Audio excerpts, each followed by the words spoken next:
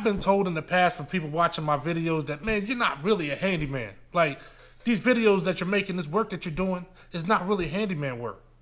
And I say, like, what do you mean? I'm not only a handyman, look, I'm the handymaniest handyman. You understand what I'm saying? Like, it don't get no more handyman than me. And let me tell you, this video, we're going to be talking about the difference between the old school and new school handyman, like what the handyman is now, but also handyman jobs, like old school handyman jobs. You know, what would that have looked like, right? And I have one of them today. I'll be showing you. Matter of fact, here's the beginning of it. First things first, what's a handyman that doesn't have all his tools in the back of his truck? I mean, I was able to fit a miter saw, some tables, all my yard tools, and even my hand auger. Old school handyman step one complete. So the modern handyman, you know, a handyman now is more like a, you know, what I define it as is someone who's essentially a contractor, right? Except they subcontract all the work to themselves. I mean, you know, and I mean, if they have employees and they do a variety of work, they're all handymen, and they might be under one handyman guy who's essentially a contractor, but he's also a handyman, right? You know, it's a long way away from what it used to be, where, you know, the handyman was the guy up the street. It was Earl and them up the street. You know, they had some spare time. They come by and paint that door or pull those weeds or something like that. The first time we had our house washed was years ago. I was in an old house, and I must just say, I had Earl, man. I had Earl, the man himself, Earl and from the group Earl and them. Earl from up the street came to my house, and the way he pressure washed the house, he had his own little concoction. He had an extension ladder, and he took a brush, like, you know, one of them hard brushes on the brooms with the long broom handle, and he sprayed it on the house, and then he actually physically brushed the side and then the entire house up and down his ladder. It took him all day long. And then he used my hose, of course, my water, and rinsed it off. No pressure washer, no nothing, right? And I forgot how much it was, like $300 or something like that. And it took him all day long to do it, but he got it done. To me, that is the old school handyman right there. Ladies and gentlemen, give it up for that guy. You know what I'm saying? Just no tools involved, no nothing. Give me a ladder, I got you. You know, it is what it is, right? But nowadays, you got a lot of handymen that do pressure washing. They do a lot of this other stuff. So we're gonna go over 8 jobs that you can do today, that you can still make money. That's still old school handyman jobs that you can do today and make money. But first, let's check back at the handymaniest job that I've done in a long time. I mean, what better way to prove that I'm the handymaniest handyman than, I'm building a clothesline. And I mean, when the last time somebody built a clothesline, you know what I mean? Like, come on. And on top of that, it's the customer's design. He just drew it out on paper. It's pretty standard. But on top of that, all the materials were already on site. They had all the materials. A lot of these were just old 4x4s that I don't know where they came from. Some of them were warped. Like, they weren't in the greatest condition. Nails sticking out of them. But I mean, that's what I do, right? I'm a handyman, so I work with whatever you got. He had piles of rocks and everything. So everything was there except for the eye holes, the screw eye holes or whatever. I had to go buy those. But other than that, everything was there waiting for me. You know, the ultimate handyman job. You know, contractors never let the customer supply the materials, at least most of the time. They hate doing that. So obviously, I'm a handyman in all aspects of the world, right?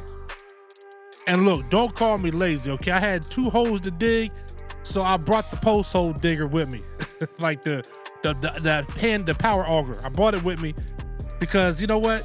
That's what I got it for, all right? So y'all go ahead and destroy your backs if you want to. I'll let the machine do the work, all right? So let's get back to the lab real quick, man, and talk about some more handyman jobs. All right, so basically, if you're thinking about getting to a handyman business, or you need to earn some money on the side, man, some of them old school jobs will still earn you good money, right? It's just, you know, let's go over the list of them. I mean, first on the list, let's start with the low-hanging fruit. Low-hanging fruit to me furniture assembly, right? That's number one to me, where, I mean, at one time, it wasn't even a handyman job. It was like you just did it at the house. Whoever lived in the house put the furniture together, right? Things are going in a different way now where people are outsourcing a little bit of everything. Look, I saw a commercial the other day, and this might have been around for a while. First time I saw it. I saw the commercial that was like, it was something about, I think it was called Rinse or something. Basically, you put your bag of clothes out with the app, and they just pick up your clothes and they drop off clean clothes.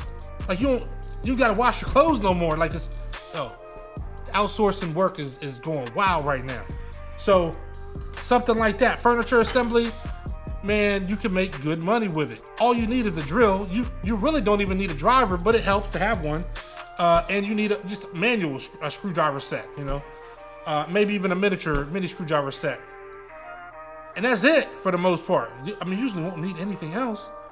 And you can put together almost any kind of furniture that comes your way. Second to me is picture hanging. Now, picture hanging, like anything else, it can get complex, right?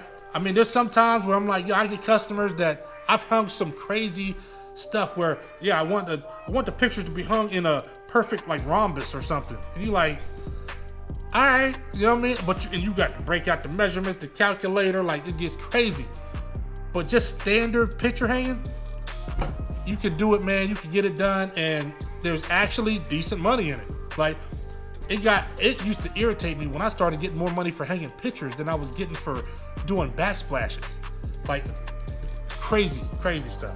Next, gutter cleaning. I mean, what you need, a scoop and a bucket, and then sometimes they make special scoops just for it. You might need a ladder. You might not. You'd be surprised how many people offer to, like, tell me that, I have a ladder, I got tools, point me in the direction of all their stuff. I'm like, dude, I got it. I don't need your stuff. But they've dealt with Earl and them, and Earl and them sometimes they don't have stuff. And it's okay. It's okay because, we need them too. So the customer might have a ladder for you. Ain't nothing wrong with it. Keep that in mind. Gutter cleaning, man. You're just scooping stuff out. It can't get much easier than that.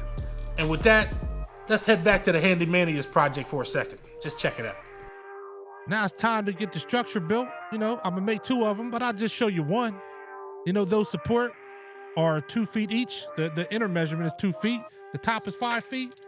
And the main post, it was 8 feet. I ended up having to cut it down about 3, I think it was 3 inches, just to make it a reachable height because the customers are a little bit on the diminutive side. Nice people, lovely people.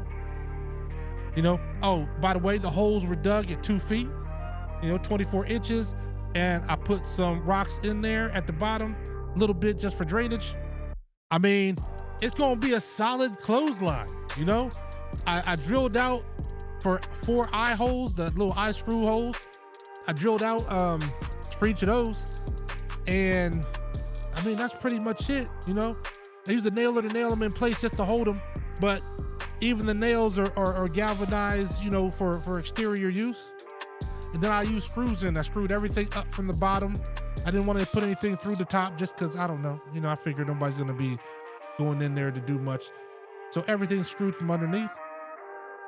And that's just the way I like it. It came out great. It's going to be clothes hanging on it, y'all. Plus, this might become a popular job. The way the economy's going.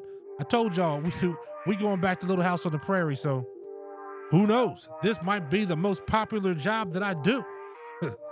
All right, number 5 on the list. Painting. Painting, just general painting. I mean, some people aren't looking for that level of perfection that you might provide, like that a painter might provide. You might just be good at painting, right? You can be good at it, but you can paint things. You can paint a door. Sometimes people need an extra coat of paint on some shutters or something like that. Exterior doors faded. You go in there with your little roller, paint that thing up, man, and have it looking beautiful. I'm telling you, easy money. Next, furniture moving, or just moving anything. Especially if you have a pickup truck, man, you could just be out here moving stuff all the time.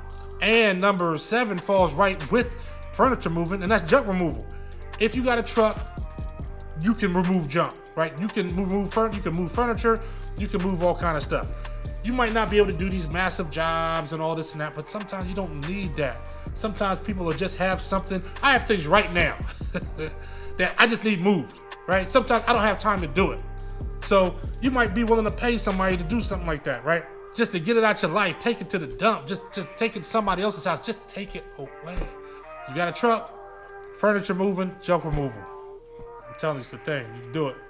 Last but not least is light carpentry. So I brought up light carpentry last because you're gonna have to learn how to use a skill saw, at some point. You can do it, there's a lot of jobs you could use a regular old school saw, but I don't know, man. Like even Earl, and if I saw Earl pull up and he pulled out a miter box with a giant saw and started doing, I might have to send Earl packing. You know what I'm saying? Like you might have got to draw the line somewhere and say, hey, we got to get in the modern times, Earl. Circular saws have been around for decades and decades.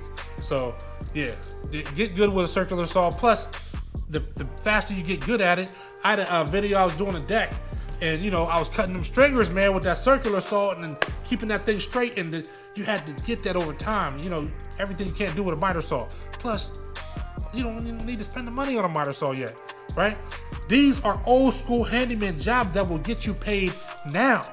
There are other little stuff you could do. Some people will wash cars and change brakes, very simple things. But the things that I'm talking about, I think everything together, yeah, with the furniture moving and the junk removal, you needed a truck.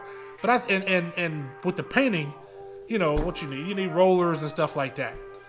But for the most part, a driver, a circular saw, and then all the little corresponding drill bits, some Allen wrenches. Dude, you can make a killing out here and just learn in the process. You know what I'm saying? Let's finish up this project real quick. Now with the post in place, ain't really nothing left to do, man, but build some holes with concrete. That's it, level. I level. Check it again and again. Make sure it's perfectly level, because even though the ground is sloped up, doesn't matter. The clotheslines still need to be parallel to one another and level. So that's all I'm doing. I'm telling you, if this ain't a handyman job, I don't know what is, man. Now, I cheated a little bit. Okay, I brought a miter saw, but I got the Hitachi, man. I got to do something with it. Sometimes it's a 12-inch miter saw, and I'm cutting 4x4, so I figured it's perfect for the job. But if need be, I could do it with just the circular saw, right? But why do that? This is one of those jobs that you do because they're out there.